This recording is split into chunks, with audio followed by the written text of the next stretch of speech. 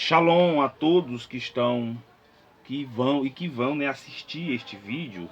Este vídeo tem o intuito de esclarecer e o que diz respeito a Mateus 5,17, a questão da lei, se Cristo aboliu a lei ou não, né? Peço já que você compartilhe aí no seu grupo do WhatsApp, né?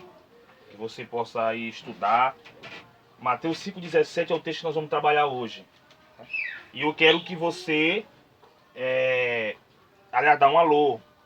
Perdão, um alô aqui para o Sérgio Brant, que é um cara que estuda grego, um rapaz que tem me ajudado, né, em semântica, tem me ajudado com textos bíblicos, um cara que é sensacional. E também é o Igor Moré, que é um rapaz que estuda hebraico, né, ele é apaixonado, é um hebraísta. Cada um é apaixonado por sua língua, né, cada um gosta daquilo que está no seu coração. Um alô aí para vocês, e nós vamos fazer aqui uma análise sobre Mateus 5,17. Jesus aboliu a lei ou não? É um tema debatido, né? Nesse texto, nesses três versículos. Vou tratar do versículo 17 ao versículo 18. E aquele texto: não precisa que vim revogar a lei aos profetas. Não vim revogar, mas para cumprir. Em verdade vos digo, até que passe os céus e a terra, nenhum i, nenhum traço, jamais passará da lei, até que tudo se cumpra. Vamos fazer agora a leitura na língua grega, onde o escriba helênico registrou o Evangelho de Mateus 5,17, né, para uma boa compreensão do seu público, e até hoje o Evangelho está aqui, né, atravessando séculos e séculos, na língua original. Nós vamos fazer uma análise sintática da língua original, mas antes vamos fazer a leitura dos dois versículos, dos dois versos, né? Então vamos lá. Aqui eu tenho: Menomicete, hot euton, catalissaiton nomo, entus profetas, ouki, euton, catalissai ala lerosai, amen garlego rimi, reos amparelte, ho uranos kai rege, iota ren, em mia queraia, ume parelte apotonomo reos panta genetai. Então vamos lá, fazer a análise sintática do texto. Aqui eu tenho um advérbio de negação, né? Me, não, significa não. Não, nomicete. Eu tenho aqui um verbo, o verbo nomidizo, né? O verbo pensar. Esse verbo ele está no modo subjuntivo. No modo subjuntivo, né? No modo subjuntivo. Por que eu sei que está no modo subjuntivo? Devido à terminação. Aqui a vogal temática for alongada, essa é questão gramatical. Era um epsilon, era um eta, então tem aqui a marca da vogal alongada, está no auristo, aqui o sigma, característica do auristo. E na segunda pessoa do plural, ou seja, não vos penseis, né? Está implícito aqui o verbo, não vos pensei, vós. Ele está pedindo para não pensar. Se fosse no português, esse verbo seria um imperativo negativo, né? Não penseis. Não penseis, hoteuton, catalissai. Não penseis que, eu tenho uma conjunção integrante, né? Elton, aqui é o verbo erroma na primeira pessoa do singular, não vim, o que? Catalissai, revogar. Vamos lá. Tem o verbo erro, primeira pessoa do singular, aqui é Jesus dizendo, né? Eu não vim, aqui é um auristo. Não vim, catalissai. Esse verbo aqui é o verbo lio. Esse verbo lio, ele está preposicionado. Alguns verbos da língua grega, eles trazem preposições estão ligadas a ele. A preposição, quando está ligado com o verbo, ela tem duas funções. Ela tem função de dar o sentido dela mesma para o verbo ou intensificar o verbo. No caso aqui, ela está intensificando o verbo lio. Por que ela está intensificando o verbo lio? Porque o verbo desatar, desfazer, revogar. E o escriba helênico ele fez questão de colocar catar, catalissai. Significa, não penses que eu vim revogar. Eu tenho aqui um infinitivo auristo ativo. Aqui é o verbo nominal, infinitivo. Não pense que vim revogar, desfazer. E essa preposição, ela dá uma tônica no verbo, né? Não pense que eu vim rasgar, acabar com a lei, né? Acabar revogar a lei. Eu tenho aqui ton nomo. Aqui é o caso, esse substantivo está no caso acusativo, né?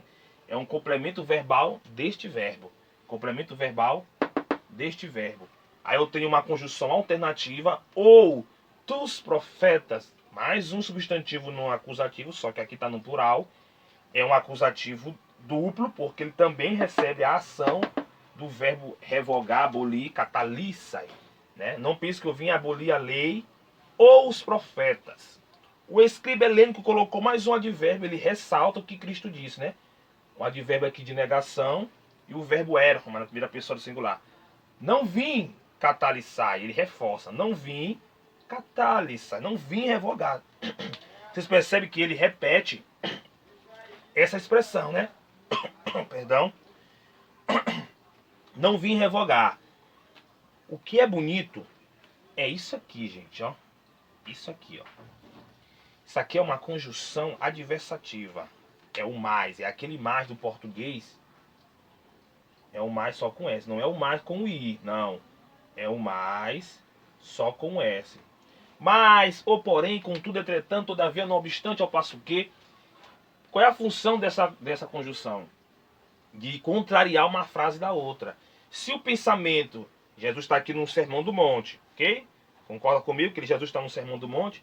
E Jesus usa essas palavras, Jesus está tendo um discurso, ninguém perguntou para ele, mas ele está dizendo, não pense que vim, porque Jesus conhecia o pensamento do povo daquela época, dos religiosos, né? Ele está dizendo ali para o seu público ali, não pense que vem revogar os profetas, não vem revogar. Mas, porém, contudo, entretanto, todavia, não obstante, eu passo o quê? Ela contraria todo o pensamento do povo. Mas, para cumprir esses infinitivos que vocês estão vendo aqui, eles têm a função de finalidade. Para cumprir. Vamos lá. Eu tenho aqui a coordenação adversativa, né? Adversativa. Com esse infinitivo auristoativo. Aqui é o verbo plerô. Muita gente fala que o verbo plerô, ele tem um sentido de cumprir, complementar, preencher, né, um copo, a ilustração que as pessoas fazem, os léxicos, alguns léxicos trazem isso, encher um copo d'água, né, ficar preenchido, preencher, dar sentido à lei. O verbo plerô, ele não está acabando com a lei. Alguns interpretam que o verbo plerô, que Cristo cumpriu a lei, então os seus seguidores, né, de Cristo, o cristianismo, os cristãos, quem quer seguir Cristo, está isento de cumprir a lei aos profetas. Espera lá. Aqui a palavra nomon, vamos corrigir. Nomon não é decálogo. Não é só decálogo, é toda a Torá toda, as instruções. Os profetas, os escritos proféticos messiânicos. Então ele não pode perder o seu valor. Porque Jesus já vai usar de novo aqui, o escriba ressalta o que Cristo disse. Não vim para revogar. Revogar o quê? A lei e os profetas. E o verbo plerosa, ele tem um sentido de acabar quando ele está na voz passiva. Lá em Mateus 2, quando fala que, porque está escrito que Raquel ouviu um choro, que se cumpriu na matança das crianças, que Herodes ordenou matar as crianças, menino de 2 anos querendo matar, no intuito de querer matar o menino Jesus, ali é um cumprimento. Ali aparece o verbo plerô, mas é a voz passiva. Sim, cumpriu, cumpriu-se, né? Cumpriu. Para que se cumprisse, né? E ali é uma coisa assim de uma vez, é uma ação única. Mataram as crianças e se cumpriu. Isso não vai acontecer de novo. Ali, essa profecia ela já foi concretizada ali. Então ali sim tem um término. E o verbo plerô vai aparecer em outras passagens nesse sentido. Agora, aqui não. Aqui é um sentido de preencher, de dar o sentido, completar, complementar. Complementar o quê? A lei e os profetas. Um cristão não está isento de cumprir o decálogo. O que vai complementar aqui é alguns aspectos de cerimônias. Né? Você não vai matar mais animais, você não vai fazer um tipo de festas que apontava para o Messias, porque Jesus já está aqui, ó. Aqui, ó. Não vim eu, primeira pessoa do singular. Jesus está aqui.